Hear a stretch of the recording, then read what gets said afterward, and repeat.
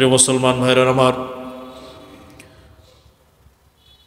3 নম্বর নামাজের উপকারিতা হলো নামাজের মধ্যে শ্রবণ এবং পঠন এটা উপলব্ধি করা যায়।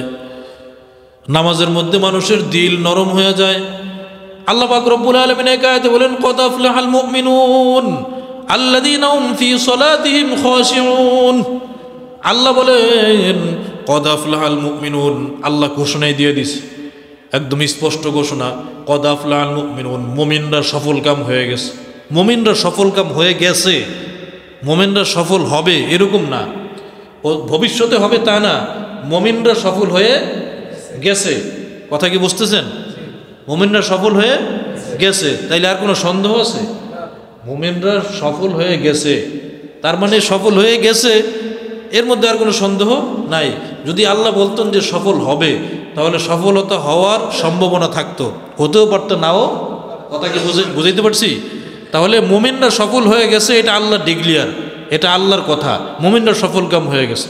কোন মুমিনরা আল্লাহ সফল কাম হয়ে গেছে? আল্লাহ বলেন আল্লাযীনা হুম ফী সালাতিহিম খাশিউন, যারা নামাজের মধ্যে খুশু বিনয়াবনত চিত্তে নামাজ আদায় করে। অনেকেই জানতে চান হুজুর নামাজের মধ্যে খুশু কি জিনিস? নামাজের মধ্যে খুশু দুইটাই লাগবে।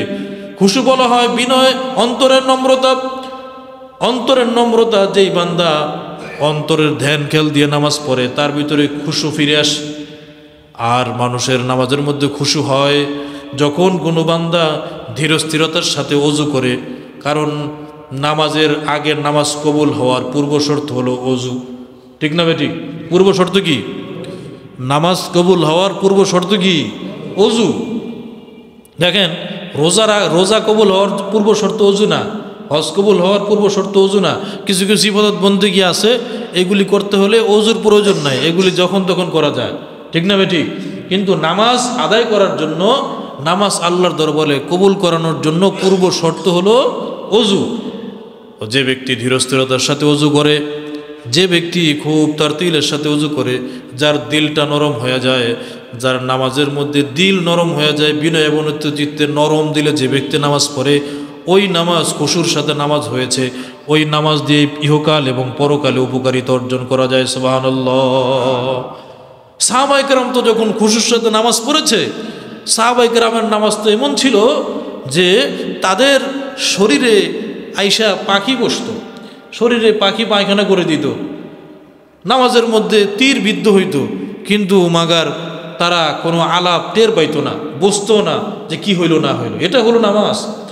আল্লাহ নবীর সাহাবী তালহা রাদিয়াল্লাহু তাআলা আনহু একদিন তার সুন্দর একটা বাগান, খেজুরের বাগান, খুব ঘন ঘন খেজুরের গাছ, ওইখানে দাঁড়ায় দাঁড়ায় নামাজ পড়তেছিলেন। হাদিসের মধ্যে আছে, হঠাৎ করে ছোট্ট একটা পাখি ওই বাগানের মধ্যে ঢুকে গেছে। বাগানের মধ্যে ঢুকে গিয়ে পাখিটা উড়াউড়ি করতেছিল, বাগান থেকে বের হওয়ার জন্য চেষ্টা করতেছিল, কোনোভাবেই বের হইতে পারতেছিল না। হঠাৎ করে তালহা রাদিয়াল্লাহু তাআলা নূর খেয়াল ওই পাখিটার দিকে চলে গেল। দেখলো পাখিটা খুব সুন্দর ছোট্ট একটা পাখি, সে পাখিটার দিকে তাকায় আছে। এমন সময় হঠাৎ করে নামাজের দিকে খেয়াল ছুটে যাওয়ার কারণে কয় রাকাত নামাজ পড়েছে এই খেয়াল সে ভুলে গেছে, খেয়াল ছুটে গেছে। তিনি নামাজ আদায় করে সাজদা দিয়ে আল্লাহ রসুলের দরবারে চলে গেছে, গিয়ে বলতেছে, ইয়া রাসূলুল্লাহ, ইয়া হাবিবাল্লাহ, আজকে আমার এই বাগানের কারণে, এই সুন্দর বাগানের কারণে, এই পাখির কারণে আমার নামাজের খেয়াল ছুটে গেছে, ধ্যান ছুটে গেছে, আমি অনেক বড় অন্যায় করে ফেলেছি গো আল্লাহ রসুল। আমি আমার এই বাগান রাখতে চাই না, যেই বাগান দুনিয়ার দিকে আমাকে আকৃষ্ট করে, যেই বাগান আমাকে নামাজ থেকে অন্যদিকে গাফেল করে দেয়, যেই নামাজ আমাকে অন্য নামাজ থেকে, যেই বাগান আমাকে এই নামাজ থেকে উদাসীন করে দেয়, যেই বাগান আমাকে দুনিয়ার দিকে ধাবিত করে দেয়, এই বাগান আমি রাখতে চাই না। ওগো আল্লাহ রসুল, যেই বাগান আমার নামাজ নষ্ট করে দিয়েছে, আমি এই বাগান আল্লাহর রাস্তায় দান করে দিলাম, আপনি যা ইচ্ছা তা করতে পারেন, এই বাগান আপনার মতো আপনি ইসলামের পথে ব্যয় করতে পারেন। সুবহানাল্লাহ। দেখেন, এক ওয়াক্ত নামাজ শুধু ওই বাগানের মহব্বতের কারণে, একটা পাখি উঠতেছে, এই মহব্বতের কারণে নামাজের খেয়াল ছুটে গেছে। এই জন্য নামাজের খেয়াল ছুটে যাওয়ার কারণে বাগানকে সে থুতু মেরেছে, দুনিয়াকে সে লাথি মেরেছে। দরকার নেই আমার এই দুনিয়া, যে দুনিয়ার কারণে আমার নামাজের খেয়াল ছুটে গেছে, এই দুনিয়ার দিকে আমি ভ্রুক্ষেপ করব না, এই দুনিয়ার দিকে আমি পৃষ্ঠ প্রদর্শন করলাম, এই দুনিয়া আমার প্রয়োজন নাই।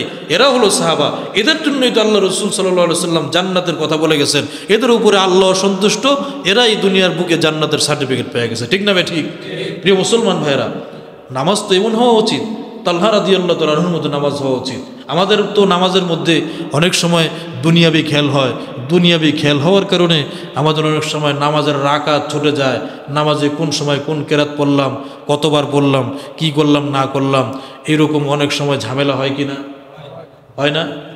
এই দুনিয়ার মহব্বতের কারণে, দুনিয়ার চিন্তা ভাবনা, দুনিয়ার হিসাব কিতাব, সংসার নীতি, ব্যবসা নীতি, চাকরি নীতি, রাজনীতি নীতি, আরও কত রকমের হাবিজাবি আছে, এগুলির কারণে নামাজের সময় অধিকাংশ সময় খেয়াল ছুটে যায়। কোনো দিন তো একজন সাহাবীর মতো কোনো দিন তো দুনিয়াকে আমরা এরকম থুতু নিক্ষেপ করি নেই, দুনিয়ার দিক থেকে নিজের মনকে ফিরিয়ে নেই যে দুনিয়ার কারণে আমার নামাজ নষ্ট হয়ে যেতেছে, এই দুনিয়ার আমার কোনো প্রয়োজন নেই, এটা তো কখনো বলি নাই। তাহলে এবার চিন্তা করে দেখেন যে তাদের নামাজ আর আমাদের নামাজ কত পার্থক্য।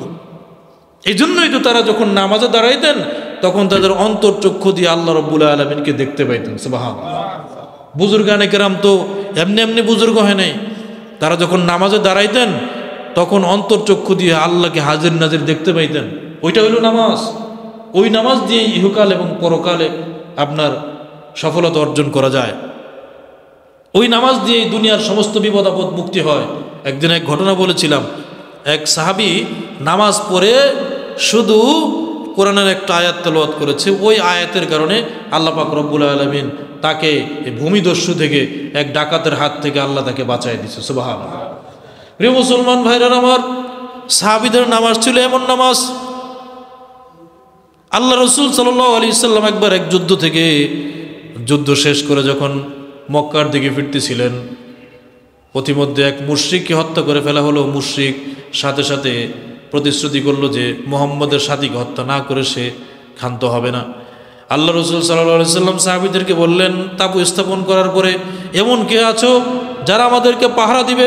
একজন মুহাজির সাহাবী, একজন আনসারী সাহাবী রাজি হয়ে গেছে আল্লাহ রসুলকে পাহারা দিবে। রাত্র গভীর হয়ে গেছে, মুহাজির সাহাবী এবং আনসারী সাহাবী দুইজনে পাহারা দেওয়ার জন্য প্রহরী হয়ে আল্লাহ রসুলের তাঁবুর আশেপাশে অবস্থান করতেছিল। রাত্রে যখন গভীর হয়ে গেল, মুহাজির সাহাবী আনসারী সাহাবীকে বলতেছে, আমি একটু ঘুমাই, তুমি না পাহারা দাও। মুহাজির সাহাবী ঘুমাইছে, আনসারী সাহাবী চিন্তা করে, এখন তো আমার প্রহরীর সময়, পাহারা দেওয়ার সময়, আমি কেন বসে থাকবো, এর যে এক কাজ করি, আল্লাহর নামাজ আদায় করে রাতটাকে পার করে দেই। সুবহানাল্লাহ। নামাজ আদায় করে রাত পার করে দিই। তো নামাজের মধ্যে দাঁড়িয়েছে, একদম আল্লাহকে হাজির নাজির জন্য শুনশান নীরবতা, চারিদিকে কোনো আওয়াজ নাই, একদম চুপচাপ নীরব। রাতের তারাগুলো আকাশে জ্বলতেছে, চাঁদ জল করতেছে, চারিদিকে ধুধু মরুভূমি, কেউ নাই, সকলে ঘুমিয়েছে, নীরব নিস্তব্ধ। মনে হচ্ছে ওই সাহাবীর সামনে স্বয়ং আল্লাহ নিজে হাজির হয়ে গেছে।